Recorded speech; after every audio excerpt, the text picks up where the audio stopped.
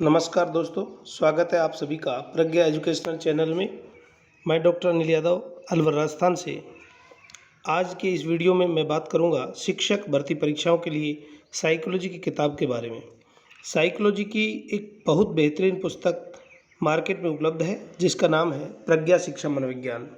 जैसा आपको स्क्रीन पर पुस्तक दिखाई दे रही होगी, लक्ष्य पब्लिकेशन द्वारा यह प्रकाशित प्रज्ञा शिक्षा मनोविज्ञान एक समग्र अध्ययन जो पुस्तक है सभी भर्ती परीक्षाओं के लिए आधार बुक है और इसको ध्यान में रखकर इस पुस्तक का लेखन किया गया है। इस पुस्तक की खास बात पर मैं चर्चा करूंगा। यहाँ पर आगामी जो व्याख्याता स्कूल व्याख्याता भर्ती परीक्षा जो होने जा रही है उसके संपूर्ण टॉपिकों का यहाँ पर बारीकी से इंग्लिश टर्म के साथ विश्लेषण किया गया है। साथ ही दो नए टॉपिक रीट भर्ती परीक्षा में भी जोड़े हैं, शैक्षिक परिदृश्य और सूचना तकनीकी, जो इस पुस्तक में ऑलरेडी दिए गए हैं। बच्चों को अलग से पुस्तक खरीदने की आवश्यकता नहीं है। तीसरी इसकी खास बात कि इसमें 2000 वस्तुनिष्ठ प्रश्नों का संग्रह है। सेकंड ग्रेड के विद्यार्थी, रीट के विद्यार्थी और स्कूल व्याख्याता की तैयारी करने वाले विद्यार्थी सभी के लिए यह पुस्तक समान रूप से उपयोगी है। गत वर्ष के प्रश्न पत्रों को यहाँ पर समाहित किया गया है। स्कूल व्याख्याता 2012, 2014, 2018 की जो भर्ती परीक्षाएं हुई थी उनके समस्त प्रश्नों को यहाँ पर इस पुस्तक में संग्रहित किया गया है। वरिष्ठ अध्यापक के ओल्ड क्वेश्चन पेपर भी है और रीट L1 और L2 के अभी तक जो एग्ज़ाम हुए हैं सभी पेपर इस पुस्तक के अंदर है। लेखक इसके डॉक्टर अनिल कुमार यादव है। लेखक परिचय पीछे दिया गया है। इसका प्राइस 588 रुपये MRP पुस्तक पर अंकित है। ये डिस्काउंट काटकर लगभग आपको 335 से 350 के समथिंग मार्केट में आपको उपलब्ध होगी। शिक्षा मनोविज्ञान एक समग्र अध्ययन, स्कूल व्याख्याता, वरिष्ठ अध्यापक, रीट तृतीय श्रेणी अध्यापक, सीटेट प्रधानाध्यापक और शारीरिक शिक्षक सभी भर्ती परीक्षाओं के लिए उपयोगी पुस्तक है। मित्रों, लक्ष्य पब्लिकेशन अपने आप में एक बहुत बड़ा नाम है और ये कंटेंट जो प्रस्तुत करता है वो शानदार ही होता है। आप पिछली जो भी जितनी भी भर्ती परीक्षाएं हुई है मार्केट में, इनसे प्रश्न हूबहू परीक्षा में मिले हैं। अभी हाल ही में आयोजित रीट भर्ती परीक्षा में समस्त प्रश्न, सभी प्रश्न जो है इस पुस्तक से पूछे गए हैं। यहाँ पर लक्ष्य पुस्तक के बारे में अधिक जानकारी के लिए या पुस्तक के बारे में अधिक जानकारी के लिए आप इन नंबरों पर संपर्क कर सकते हैं 9829927737। अनुक्रमणिका पर मैं थोड़ी चर्चा कर लेता हूँ। पूरी पुस्तक का मैं आपको यहाँ पर, आप वीडियो को अंत तक देखें। जो भी नए साथी जुड़े हैं वो चैनल को सब्सक्राइब कर लें, वीडियो को अधिक से अधिक शेयर करें और लाइक ज़रूर करें। यहाँ पर मैं आपको पूरी पुस्तक का एक इस वीडियो के माध्यम से आपको एनालिसिस बताऊँगा। इसमें मेन जो चीज़ें हैं वो मैंने आपको कुछ पेजों की PDF बना करके आपके सामने यहाँ पर प्रस्तुत कर रहा हूँ। सबसे पहले अनुक्रमणिका पर हम चर्चा करते हैं। शिक्षा मनोविज्ञान का अर्थ, क्षेत्र और उपयोगिता हमारी फर्स्ट यूनिट है, जिसमें सेकंड ग्रेड के टॉपिक भी हैं और फर्स्ट ग्रेड स्कूल व्याख्याता के रीट भर्ती परीक्षा जो अब मेन परीक्षा होगी उसका भी टॉपिक है। नेक्स्ट, बाल विकास, चाइल्ड डेवलपमेंट। तीसरी यूनिट है अधिगम। चौथी बुद्धि। पांचवी व्यक्तिगत विभिन्नताएं। छठा व्यक्तित्व और समाजन प्रविधियाँ। मनोव्याधि की विकास। सातवीं, चिंतन एवं अभिप्रेरणा, यूनिट 8। यूनिट 9, शिक्षण के प्रतिमान, फर्स्ट ग्रेड की यूनिट है। यूनिट 10, शिक्षण अधिगम में कंप्यूटर एवं सूचना तकनीकी का उपयोग। यूनिट 11 में सीखने के प्रतिफल। यूनिट 12, नई शिक्षा नीति। हालांकि अभी किसी भी परीक्षा के लिए इस टॉपिक को ऐड नहीं किया गया है तो आप इसे छोड़ सकते हैं। नेक्स्ट, संप्रेषण कौशल स्कूल व्याख्याता के लिए है। शिक्षण अधिगम की प्रक्रियाएं। और यूनिट 15 है आत्मसंप्रत्यय, अभिरुचि, अभिक्षमता, अभिवृत्ति, अवधान और आदत। ये 15वीं यूनिट है, ये स्पेशल सेकंड ग्रेड में जोड़ रखी। 16वीं जो यूनिट है राजस्थान में शैक्षिक परिदृश्य, ये फर्स्ट स्कूल व्याख्याता के विद्यार्थी इसको जरूर पढ़ें, उनके लिए ये स्कूल मैनेजमेंट का टॉपिक है। और रीट जो मेन एग्जाम होने वाला है जनवरी-फरवरी में, उसमें ये नया टॉपिक जोड़ा है। तो इस पुस्तक में बहुत अच्छे ढंग से इसको वर्णित किया गया है। यहाँ पर यूनिट 17 में प्राध्यापक, वरिष्ठ अध्यापक, रीट के गत वर्षों के प्रश्न पत्रों का हल दिया गया है। अब मैं आपको एक एक यूनिट का आगे जो है विवरण बताने वाला हूँ। आपको किस प्रकार कौन सी यूनिट पढ़नी है, ये कन्फ्यूजन ना रहे, इसके लिए यहाँ पर अनुक्रमणिका दी गई है। तैयारी करने वाले विद्यार्थी निम्नानुसार टॉपिक देखें। स्कूल व्याख्याता वाले विद्यार्थी को यूनिट 1, 2, 3, 4, 6, 9, 10, 13 ओल्ड क्वेश्चन पेपर पढ़ने हैं। नीचे दे रखे हैं NCF RT नई शिक्षा नीति पाठ्यक्रम में नहीं है, किंतु प्रश्न शिक्षा नीति पाठ्यक्रम में नहीं है, किंतु प्रश्न पूछे जाते हैं। अतः है आप यूनिट 12 और 14 भी पढ़ सकते हैं। सेकंड ग्रेड के विद्यार्थी को ये यूनिट पढ़नी है, रीट वाले विद्यार्थियों को ये यूनिट पढ़नी है, और CTET हेडमास्टर की तैयारी करने वाले विद्यार्थियों को यूनिट अलग अलग दे रखी है जो आपको यूनिट का अध्ययन करना है। अब मैं बात करता हूँ यूनिट फर्स्ट, जिसका आपको फर्स्ट पेज दिखाई दे रहा होगा। पुस्तक में इस प्रकार इसका वर्णन किया गया है। मनोविज्ञान का अर्थ, परिभाषा, विषय वस्तु, मनोविज्ञान के लक्ष्य। दूसरा बिंदु मनोविज्ञान का इतिहास एवं क्षेत्र दिया गया है। तीसरा बिंदु शिक्षा का अर्थ, परिभाषा, प्रकार और क्षेत्र दिया गया है। बिल्कुल क्रम से, सिस्टम से इस पुस्तक में वर्णित किया गया है। इस पुस्तक की खास बात यह है कि इंग्लिश टर्म का ज़बरदस्त तरीके से यूज किया गया है, क्योंकि साइकोलॉजी में इंग्लिश टर्म अगर ज़्यादा से ज़्यादा आती है तो हमारे सवाल कम गलत होने के चांस होते हैं। अंतिम जो है पांचवी बिंदु, शिक्षण अधिगम में मनोविज्ञान का महत्व, अधिगमकर्ता, शिक्षक, शिक्षण अधिगम प्रक्रिया, शिक्षा मनोविज्ञान की अध्ययन विधियां और विद्यालय प्रभावशीलता। अभी रीट भर्ती परीक्षा में भी ये टॉपिक जोड़ दिया गया है, शिक्षा मनोविज्ञान मेन परीक्षा में आएगा। और स्कूल व्याख्याता वाले विद्यार्थी ध्यान दें, यहाँ पर उनको जो है स्कूल व्याख्याता वाले विद्यार्थियों को ये टॉपिक पढ़ना है, शिक्षा मनोविज्ञान का अर्थ, परिभाषा, प्रकृति, क्षेत्र, शिक्षक के लिए शिक्षा मनोविज्ञान की उपयोगिता। और पांचवा टॉपिक में कुछ टॉपिक हटा दिए हैं, जैसे विद्यालय प्रभावशीलता को हटा दिया गया है।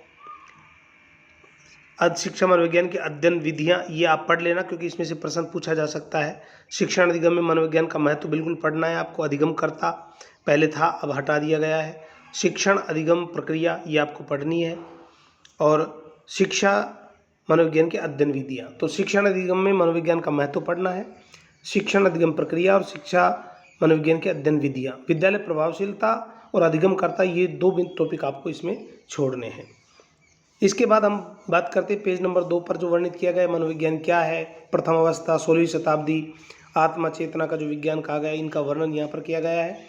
यहाँ पर आप देख सकते हो इंग्लिश टर्म का बहुत ज़्यादा यूज किया गया है। परिभाषाओं के नीचे इंग्लिश भी दी गई है। मैकडूगल ने 14 मूल प्रवृत्ति बताई। मनोविज्ञान की रूपरेखा एन आउटलाइन ऑफ साइकोलॉजी पुस्तक भी यहाँ पर इन्होंने लिखी।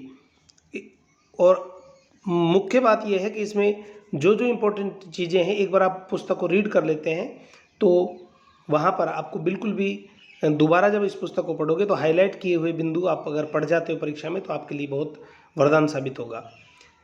इस पुस्तक की खास बात एक ये है कि इसको सरल भाषा में विषय वस्तु का प्रेजेंटेशन किया गया है। परिभाषाएं खूब दी गई है।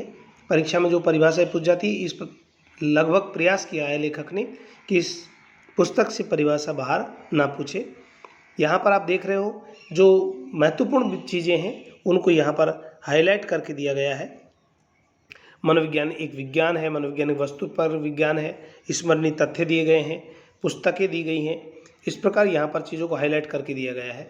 मनोविज्ञान की विषय वस्तु क्या है, मनोविज्ञान के लक्ष्य क्या है। आप विषय वस्तु को पढ़ते ही नहीं हैं, किसी भी बुक में आपको नहीं मिलेगा। प्रत्यक्ष व्यवहार और अप्रत्यक्ष व्यवहार, ओवरेट बिहेवियर एंड कोवरेट बिहेवियर, इसमें से सवाल पूछे जाते हैं। उद्दीपक अनुक्रिया की यहाँ से समझ बनती है बच्चों को। नेक्स्ट है मनोविज्ञान के लक्ष्य। तो मनोविज्ञान के जो लक्ष्य हैं 3 होते हैं, मापन, वर्णन, पूर्वानुमान, नियंत्रण और व्याख्या। इसके बाद मनोविज्ञान का इतिहास। इतिहास को हमने 2 भागों में बांटकर यहाँ पर वर्णित किया है। NCERT का इसमें वर्णन है। NCERT की पुस्तकों से सिलेबस लिया गया है, और राजस्थान माध्यमिक शिक्षा बोर्ड कक्षा 11 और 12 के पाठ्यक्रम में जो पुस्तकें चलती है वहाँ से लिया गया कंटेंट। और साथ ही BSTC की जो पुस्तकें चलती है कोर्स में, B.Ed की जो पुस्तकें हैं उनसे यहाँ पर कंटेंट लिया गया है। अन्य मूल किताब, संदर्भ ग्रंथ यहाँ से जो है महत्वपूर्ण चीज़ें इस पुस्तक में डाली गई है।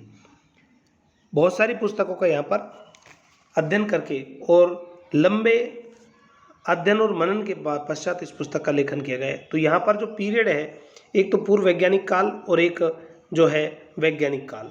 तो पूर्व जो वैज्ञानिक काल है और वैज्ञानिक काल है, इनका वर्णन बहुत अच्छे ढंग से किया गया है। आपको मैं थोड़ा सा स्पीडली बता दूं। मनोविज्ञान की प्रमुख घटनाएं यहाँ पर दी गई है। जब से मनोविज्ञान का प्रारंभ हुआ है, किस किस प्रकार मनोविज्ञान का विकास क्रम रहा, यहाँ पर आप देख सकते हैं। आगे मनोविज्ञान की शाखाएं दी गई, शाखाएं कौन कौन सी है, सैद्धांतिक मनोविज्ञान, अनुप्रयुक्त मनोविज्ञान, मनोविज्ञान के क्षेत्र दिए गए हैं, एरियाज।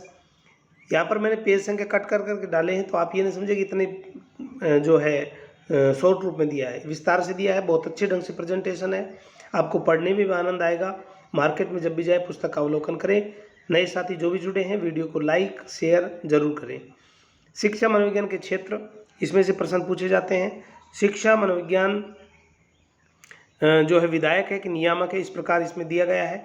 मनोविज्ञान, विभिन्न मनोवैज्ञानिक और उनका शिक्षा में योगदान। यहाँ पर विभिन्न मनोवैज्ञानिक और उनका जो भी मनोवैज्ञानिक हुए हैं, तो उन महत्वपूर्ण जो मनोवैज्ञानिक है उनका यहाँ पर वर्णन दिया है, जैसे जेबी वाटसन, यहाँ पर आप देख सकते हैं William won't, Titchener, William James, जेस हॉल।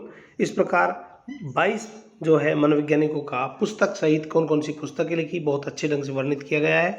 नेक्स्ट है शिक्षा मनोविज्ञान की अध्ययन पद्धतियाँ। तो अध्ययन पद्धतियाँ बहुत सारी दी गई यहाँ पर आप देख सकते हैं। और अंत में, अध्याय के अंत में संपूर्ण अध्याय एक नज़र में दिया गया है। मनोविज्ञान का विकास, चेतना, आत्मा, मन, चेतना और व्यवहार का विज्ञान, मनोविज्ञान की विषय वस्तु, मनोविज्ञान के क्षेत्र, संप्रदाय, संस्थापक, और यहाँ पर सार, पूरी यूनिट का जो सार दिया गया है। अंत में जो है अभ्यास प्रश्न दिए गए हैं। तो आप जब भी इस यूनिट को पढ़ेंगे, अंत में आपको रिवाइज करने में, नोट्स बनाने की आवश्यकता नहीं। इस पुस्तक को यदि पढ़ लेते हैं, प्रश्न भी बहुत बेहतरीन दिए गए हैं। ऐसा नहीं है कि जो घिसे पिटे प्रश्न दे दिए, तो बहुत अच्छे प्रश्न देने का यहाँ पर प्रयास किया गया है। अंत में आए हुए प्रश्न दिए गए, यहाँ पर सन नहीं डली हुई, यहाँ पर अच्छे प्रश्न दिए गए, नए प्रश्न दिए गए हैं, प्रयास किया गया है। और पुस्तक के अंत में एक जगह जो भी प्रश्न पत्र, ओल्ड प्रश्न पत्र है, वहाँ पर इकट्ठे दिए गए हैं। यूनिट 2 में बाल विकास है। बाल विकास आप देख सकते हैं, यहाँ पर इस प्रकार इनका विभाजन है। विकास का अर्थ, संक्षिप्त इतिहास और विकास की परिभाषाएं हैं। वृद्धि और विकास में अंतर है। विकास के विभिन्न आयाम और सिद्धांत है। तीसरा है विकास को प्रभावित करने वाले कारक है, विशेष रूप से परिवार और विद्यालय के संदर्भ में। वंशानुक्रम की प्रक्रिया, इसमें से 100% प्रश्न आता ही आता है। रीट भर्ती परीक्षा का सभी प्रश्न पत्र जो अभी हाल ही में हुए हैं, सभी में ये प्रश्न पूछे गए हैं। और वातावरण वंशक्रम की क्या भूमिका है। फ्राइड का मनोविश्लेषणवाद और एरिक्सन का मनोसामाजिक सिद्धांत दिया गया है। यहाँ पर मानव विकास की अवस्थाएं दी गई है, शैशवावस्था, बाल्यावस्था, किशोरावस्था, संवेगात्मक विकास और उसको प्रभावित करने वाले कारक, और मूल प्रवृत्ति और नैतिक विकास की अवस्थाएं। और किशोर अवस्था का विशेष रूप से यहाँ पर वर्णन किया गया है, जो स्कूल व्याख्याता वाले विद्यार्थी हैं उनके लिए। विकास का अर्थ, इसके बाद यहाँ पर आप देख सकते हैं विकासात्मक मनोविज्ञान का संक्षिप्त इतिहास दिया गया है कि बच्चे का विकास क्रम में कैसे कैसे अध्ययन हुआ और कैसे कैसे इसका विकास क्रम रहा। स्टैनले हॉल ने क्या काम किए, अन्य विद्वानों ने क्या काम किए, बाल विकास कैसे कहलाया। बहुत सारी परिभाषाएं दी गई है। ईवी हरलोक की परिभाषा बहुत महत्वपूर्ण परिभाषा है। वृद्धि और विकास में अंतर दिया गया है। यहाँ पर सारणी बना करके अंतर नहीं दिया गया, वर्णनात्मक दिया गया है, क्योंकि प्रश्न इसी रूप में पूछे जाते हैं। अभी हाल ही में जो रीट परीक्षा का आयोजन हुआ है, वहाँ पर इसमें से सीधे प्रश्न आए हैं, लैंग्वेज और कथन में से। इसके बाद यहाँ पर विकास की प्रकृति और सिद्धांत, इसमें से निश्चित रूप से प्रश्न आते हैं। आप जरूर इसको, टॉपिक को अच्छे से पढ़ के जाएं। विकास की प्रकृति और सिद्धांत में विकास का सुव्यवस्थित क्रम होता है। बहुत सारे बिंदु यहाँ पर हम देख सकते हैं, दे रखे हैं। आगे दे रखा है वंशानुक्रम की प्रक्रिया, प्रोसेस ऑफ हेरिडिटी। एरिक्सन का मनोसामाजिक सिद्धांत, यहाँ पर मानव विकास की अवस्थाएं दी गई है।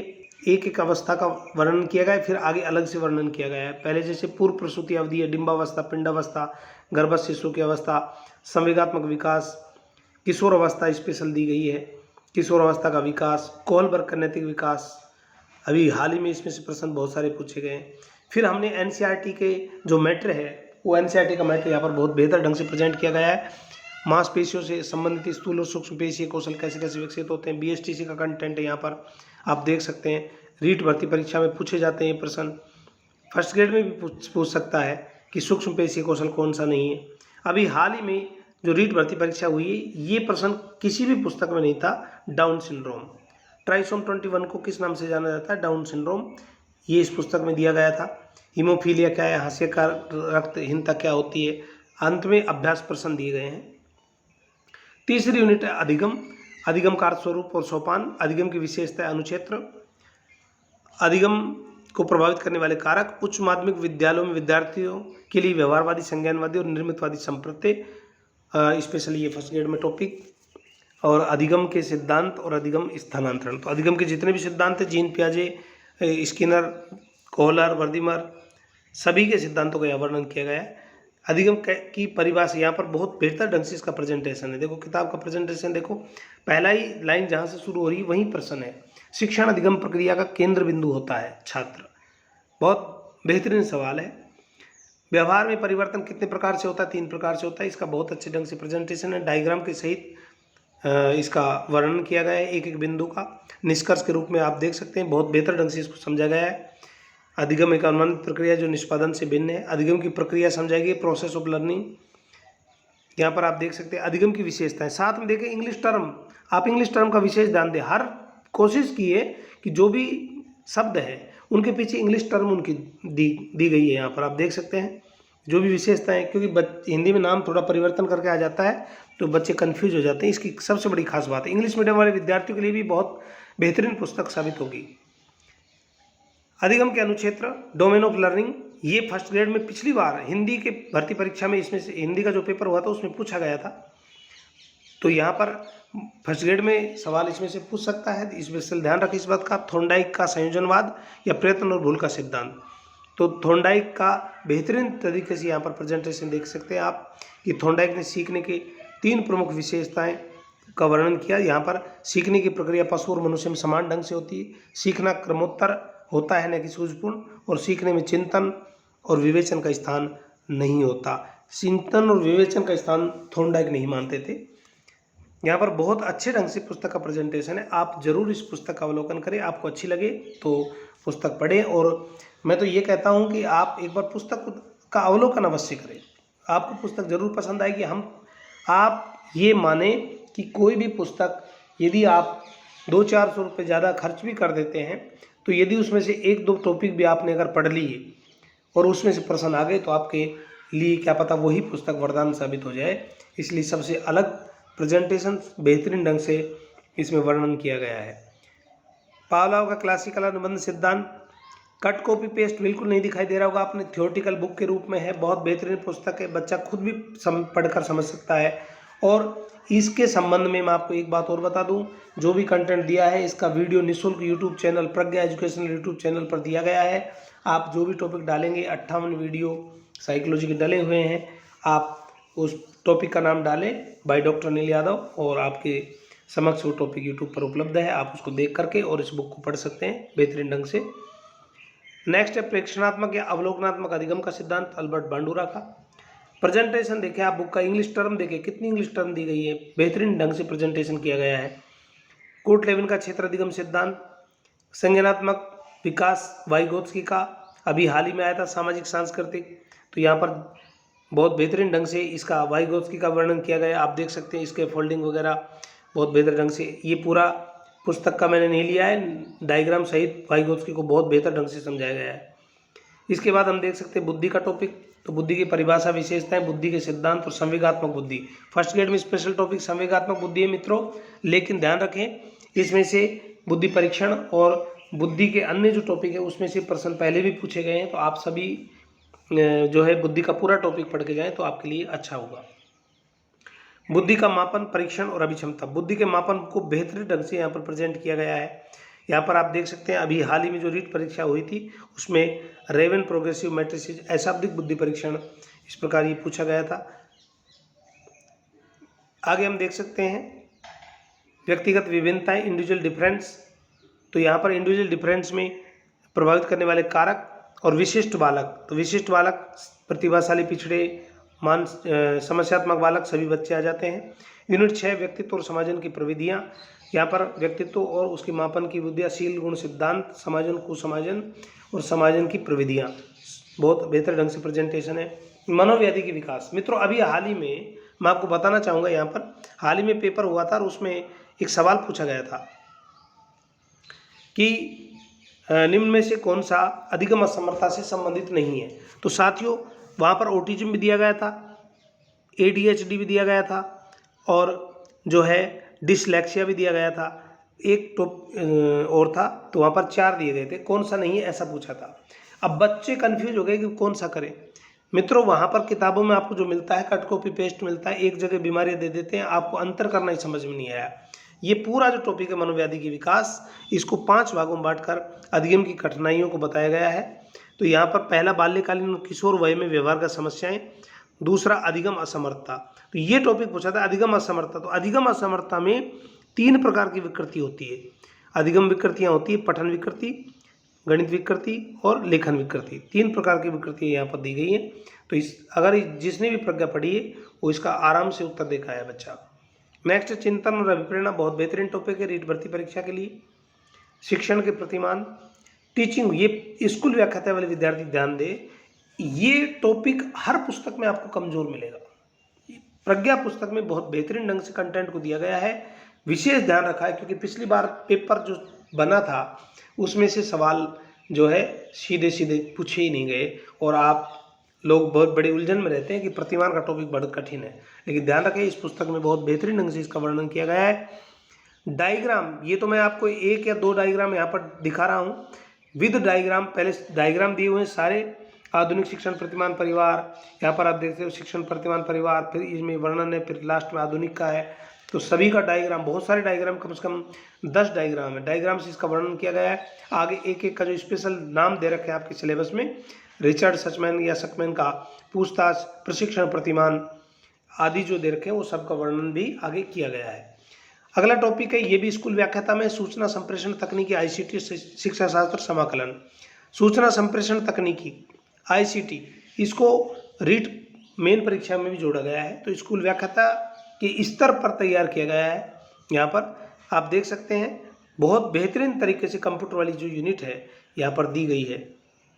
आप ध्यान रखें इस बात का, सूचना संप्रेषण तकनीकी संप्रत्यय, लक्ष्य, आवश्यकता और महत्व, हार्डवेयर और सॉफ्टवेयर का संप्रत्यय, प्रणाली उपागम से अनुदेशन, कंप्यूटर सहायता प्राप्त अनुदेशन CAL और CAI, सूचना संप्रेषण तकनीकी शिक्षा शास्त्र समाकलन को प्रभावित करने वाले कारक। मैं आपको यहाँ पर दिखाना चाहूँगा, यहाँ पर इस प्रकार शैक्षिक तकनीकी के प्रकार किस किस प्रकार है, कठोर शिल्प क्या है, डायग्राम सहित बहुत बेहतर ढंग से यहाँ पर प्रेजेंटेशन किया गया है। हार्डवेयर सॉफ्टवेयर क्या है, पिछली बार सवाल पूछे थे कि हार्डवेयर तकनीक क्या है, तो सॉफ्टवेयर क्या है, तकनीक के आधार पर सरल जैसे सामग्री कौन सी नहीं है, इसमें व्यक्तिगत अनुदेशन विधि, कंप्यूटर सहायक अधिगम, कंप्यूटर का इतिहास विकास क्रम, कंप्यूटर का विकास क्रम में डायग्राम सहित यहाँ पर दिया गया है। कंप्यूटर का सिस्टम बहुत बेहतर, इनपुट डिवाइसेस कौन कौन से होते हैं। अंत में कंप्यूटर की आधारभूत जानकारी एक नज़र में दी गई है, और पूरा वर्णन बहुत बेहतर ढंग से। एक बार जब आप पूरी यूनिट को पढ़ लें तो इसके सार को आप पढ़ जाएं, पेपर में आपको आनंद आ जाएगा। नेक्स्ट है यूनिट 11 और सीखने का प्रतिफल। ये लर्निंग आउटकम रीट में टॉपिक है, स्कूल व्याख्याता वाले विद्यार्थी इसको नहीं पढ़े।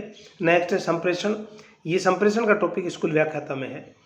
संप्रेषण का संप्रत्यय और संप्रेषण की विशेषताएं, संप्रेषण प्रक्रिया, तत्व, प्रकार, संप्रेषण में मुद्रित और अमुद्रित माध्यम। यहाँ पर मुद्रित और अमुद्रित माध्यम में से सवाल निश्चित रूप से पूछा जाता है। श्रव्य दृश्य साधन, तो श्रव्य दृश्य साधन, पहले डायरेक्ट श्रव्य और दृश्य याद कर लेते थे बच्चे, लेकिन पिछली बार जो पेपर आया था उसमें मुद्रित और अमुद्रित कौन सा है इस प्रकार दिया गया था। तो यहाँ पर डायग्राम सहित दे रखा है, संप्रेषण में मुद्रित और अमुद्रित माध्यम कौन कौन से हैं। तो यहाँ पर मुद्रित माध्यम कौन से हैं, अमुद्रित कौन से हैं। मुद्रित माध्यम में यहाँ पर इनका वर्णन दिया गया है। मुद्रित सामग्री, स्वयंदेशन सामग्री कौन कौन सी है यहाँ पर बिल्कुल बेहतर ढंग से, और अमुद्रित माध्यम कौन कौन से, चार्ट दिया गया है। इस चार्ट को भी आप याद कर लेते हो तो आपका सवाल बहुत बेहतर ढंग से, इनका वर्णन भी आगे दिया गया है। नेक्स्ट है शिक्षण अधिगम प्रक्रियाएं, तो यहाँ पर NCF 2005 के संदर्भ में शिक्षण अधिगम की व्यू रचनाएं, आकलन, मापन, मूल्यांकन, उपलब्धि परीक्षण, निर्माण, क्रियात्मक अनुसंधान, RT, अध्यापकों की भूमिका और दायित्व। नेक्स्ट है यूनिट 15 आत्मसंप्रत्यय, अभिरुचि, अभिक्षमता, अभिवृत्ति, अवधान और आदत। ये सेकंड ग्रेड में स्पेशल टॉपिक है मित्रों, तो सेकंड ग्रेड वाले विद्यार्थी इस टॉपिक को पढ़े। राजस्थान में शैक्षिक परिदृश्य, स्कूल व्याख्याता वाले विद्यार्थी और रीट वाले विद्यार्थी को ये टॉपिक पढ़ना है, सेकंड ग्रेड वालों को नहीं पढ़ना। तो ये टॉपिक रीट में भी जोड़ दिया गया है, और स्कूल व्याख्याता वाले विद्यार्थी इसलिए पढ़े क्योंकि ये टॉपिक जो है आपके विद्यालय जो प्रबंधन है, स्कूल मैनेजमेंट है, उसमें ये टॉपिक आपके जुड़ा हुआ है, लगा हुआ है। यहाँ पर डायग्राम सहित दिया गया है कि स्कूल शिक्षा का ढांचा किस प्रकार है, संभाग स्तरीय ढांचा किस प्रकार है, और अंत में पुस्तक के अंत में सभी भर्ती परीक्षाओं के हल प्रश्न पत्र दिए गए हैं। रीट में कौन जो भी प्रश्न पत्र हुए हैं 2021 में हाल ही में जो हुआ था, इससे पहले वाला पेपर वो भी इसमें शामिल है। अभी लेटेस्ट प्रकाशित बुक है 1 महीने पहले।